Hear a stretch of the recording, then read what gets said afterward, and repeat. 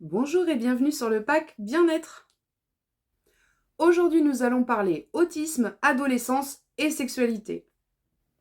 Alors, la sexualité, vraiment un sujet un petit peu compliqué à aborder, mais on va tenter de faire au mieux.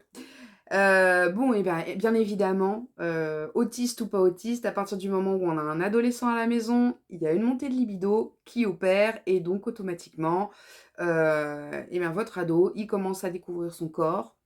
Et il ou elle d'ailleurs, hein, commence à découvrir son corps, à se toucher. Le problème, c'est que du coup, c'est très stimulant pour lui. Et à un moment donné, super, mais ça veut dire qu'il commence à se toucher, mais parfois n'importe où, n'importe quand. Il y a des troubles du comportement parce que c'est c'est hyper stimulant et c'est pas toujours facile à canaliser. La première des choses à prendre en considération, c'est vraiment que, tout ce qui tourne autour de la sexualité, est un besoin physiologique pour n'importe quel être humain, autiste ou non. Donc en fait, il ne faut pas, interdire à votre enfant, de se toucher s'il en a besoin. En revanche, ce qui est très important, c'est de lui donner un cadre spécifique. Il ne peut pas faire ça n'importe quand, n'importe où. Et c'est souvent là que ça se complique parce que, voilà, il faut lui expliquer correctement qu'il y a des lieux pour ça.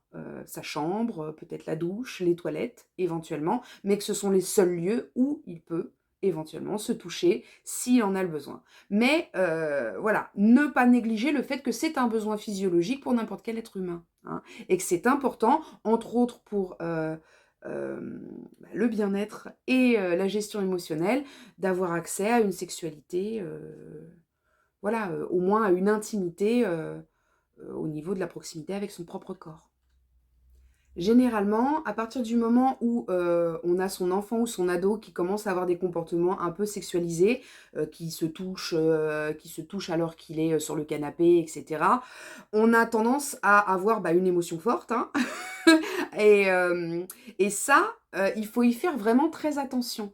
À partir du moment où votre enfant, voit que s'il se touche, il génère ou de l'indignation ou de la colère ou voilà, une émotion forte chez vous, ça pourrait très bien le stimuler encore plus, l'amuser beaucoup et résultat, amplifier le fait qu'il va juste se toucher, juste pour vous enquiquiner, parce que ça le fait beaucoup rire. Donc ça, surtout faites très attention.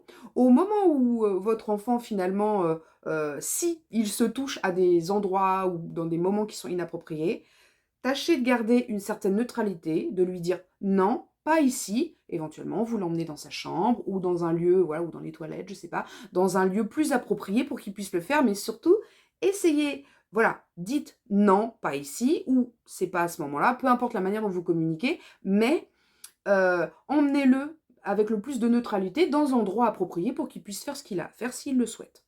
Heu, Si jamais il y a une montée d'émotions, voilà, on n'a pas envie que ça devienne un trouble du comportement par la suite et que juste pour vous embêter, hein? Voilà, soyez très vigilants à ça. Ce qu'on veut éviter, en fait, c'est l'amalgame dans l'esprit de votre enfant, qu'il se dise qu'il n'a pas le droit de le faire. On veut pas qu'il pense qu'il n'a pas le droit de le faire, on veut juste qu'il comprenne bien qu'il peut le faire, mais dans un certain contexte. D'où le fait de l'emmener avec le plus de neutralité. Vous êtes clair dans ce que vous dites, c'est non, ça c'est pas possible, là, tu peux. Mais s'il commence à y avoir même de votre côté de la gêne et des émotions dans tous les sens, ça risque de pas être très, très clair pour votre enfant. Donc on veut qu'il comprenne que c'est pas interdit, juste à un moment donné, pas devant tout le monde ou pas dans les magasins, quoi. Si toutefois, le fait de se toucher pour votre adolescent, devient vraiment, extrêmement, extrêmement récurrent, voire très, très, très envahissant et qui fait presque plus que ça, de sa journée, bon là, en effet, il va falloir canaliser les choses. Je vous invite donc à ce moment-là à vous questionner sur l'emploi du temps de votre enfant. Voilà, il s'occupe comment? Quels sont ses moyens de s'occuper? Est-ce qu'il a suffisamment de centres d'intérêt pour, justement, pouvoir faire différents jeux et pas passer son temps, à se toucher? Parce qu'en fait, il y a aussi une question de stimulation derrière, hein. Si le truc le plus stimulant qu'il a trouvé à faire dans sa journée, c'est se toucher parce que c'est ce qu'il y a de plus sympa, en fait, il pourquoi est-ce qu'il irait faire autre chose? Donc, si votre enfant a différents centres d'intérêt, déjà, vous pouvez lui proposer différentes activités. Ça va l'occuper différemment. Ensuite, questionnez-vous encore une fois sur la dépense physique. On est d'accord que, voilà, le besoin de se toucher, la sexualité, tout ça, c'est une énergie, voilà, hein, c'est quelque chose de très spécifique. Donc, Comment votre enfant dépense-t-il son énergie? Est-ce qu'il fait assez de sport? Est-ce qu'il se dépense assez? Ça, c'est aussi important. Non pas pour qu'il ne se touche plus, mais pour que ça se régule et qu'il se touche de manière, normale et pas, outre mesure.